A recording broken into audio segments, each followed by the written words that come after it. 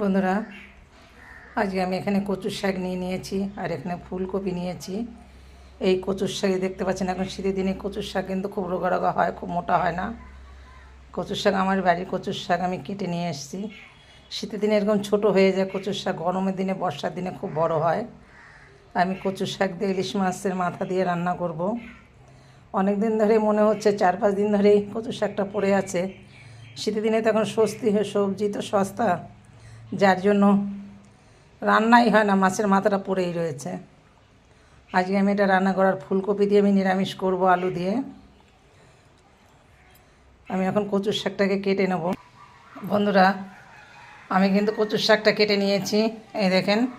কেটে আমি আবার ধুয়ে নিয়ে এসেছি। এখন কচুর শাকটাকে আমি সিদ্ধ বসিয়ে দিয়েছি। এখন এর ভিতরে আমি লবণ দিয়ে দেবো।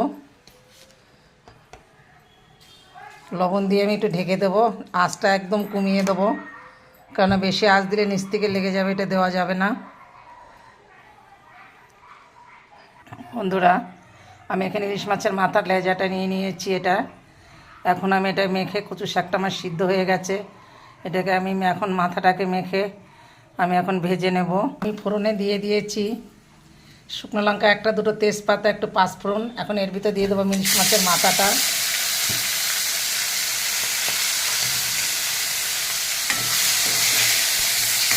কেন একসঙ্গে আমি বসিয়ে দেবো, এটা তো আলাদা তরকারি না, এটা একসঙ্গে আমি ভেজে নেব মাছের মাথাটাকে। ইলিশ মাছের মাথা দিয়ে তো কিন্তু কচুর শাক খেতে ভালোই লাগে। ইলিশ মাছের মাথার কচুর শাক হলে আর কিছুই লাগে না। ইলিশ মাছটা যে আমি রেসিপি করেছি সেটা আপনাদের দেখিয়েছি, দই ইলিশ করেছিলাম।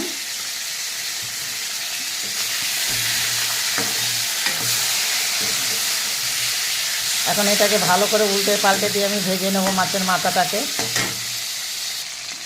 বন্ধুরা, মাথাটা কিন্তু আমার ভাজা হয়ে গেছে। এখন আমি দিয়ে দেবো যে কচুর শাকটা, একসঙ্গে আমি কচুর শাকটা দিয়ে দিলাম। কারণ আজকে আমার লোক বেশি নেই, কদিন ধরে আমি একা একাই খাই। মা আছে আমার সঙ্গে, মা তো এই মাছ খাবে না, কচুর শাক খাবে না। হয়তো আমার হওয়া ভাতের পরে দেখা যায় এ আসে ও আসে খায়। কচুর শাকের নাম শুনলে অনেকেই খায়। কচুর শাক ইলিশ মাছের মাথাতে অনেকেই পছন্দ করে। কেন আমি লবণটা এখন বেশি একটা দেবো না, কেন সিদ্ধতে আমি অনেকটা লবণ দিয়েছি। এখন আমি আঁচটাকে একটু বাড়িয়ে দেবো।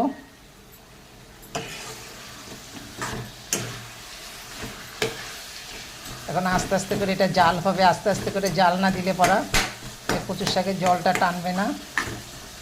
বাঙালির তো ইলিশ মাছের মাথা আর কচুর শাক, এরপরে আর কিছু লাগে বাঙালিদের? কচুর শাক এত ভালো সুন্দর খাওয়ার জিনিসটা। বন্ধুরা, আমি একটু হলুদ দিয়ে দিয়েছি। এখন এর ভিতর দিয়ে দেবো একটা কাঁচা লঙ্কা চেরা।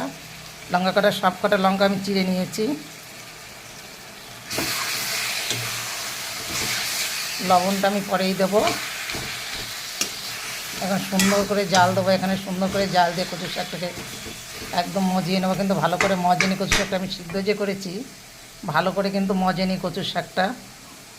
বন্ধুরা, আমি আর সামান্য একটু লবণ দিয়ে দেবো, সামান্য একটু লবণ লাগবে। আমি যেহেতু সিদ্ধের ভিতরে লবণ দিয়েছিলাম, তাই আমি একটু খেয়ে দেখলাম যে একটু লবণ লাগবে সামান্য। এর ভিতরে আমি একটু চিনি দিয়ে দেবো। কচুর শাকে চিনি না দিলে কিন্তু ভালো লাগে না, একটু গলায় হয়তো লাগতে পারে। কচুর শাক যে কী জিনিস, কচুর শাকে যে কত বড় ভিটামিন জিনিস, সেটা কাউরে বলে বোঝানো। কিন্তু রান্না খাওয়া দাওয়া করতে অনেকটাই সময় লাগে। কচুর শাক রান্না হচ্ছে একটা ঝামেলা, উটকো ঝামেলা, অথচ কিন্তু সুন্দর করে গুছিয়ে নিয়ে কেটে রান্না করলে এতটাই ভালো লাগে।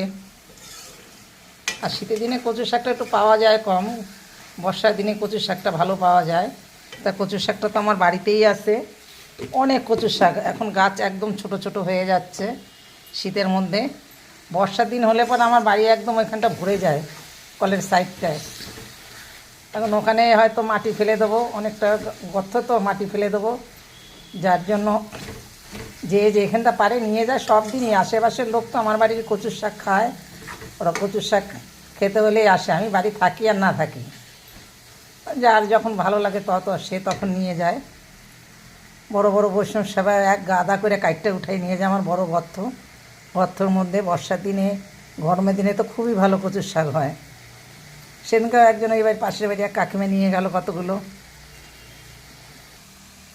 বন্ধুরা, আমার কচুর শাকটা কিন্তু হয়ে গেছে, আমি কিন্তু নামিয়ে নেব। দেখুন কত সুন্দর কচুর শাক হয়েছে, ইলিশ মাছের মাথা দিয়ে কচুর শাক।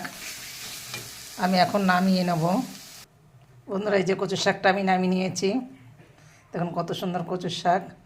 আমার ভিডিওটা দেখে একটা লাইক কমেন্ট শেয়ার করবেন, তাতে আমি খুব খুশি হব।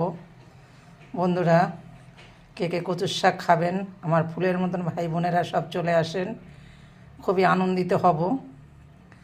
তার জন্য সবাই ভালো থাকেন, সুস্থ থাকেন।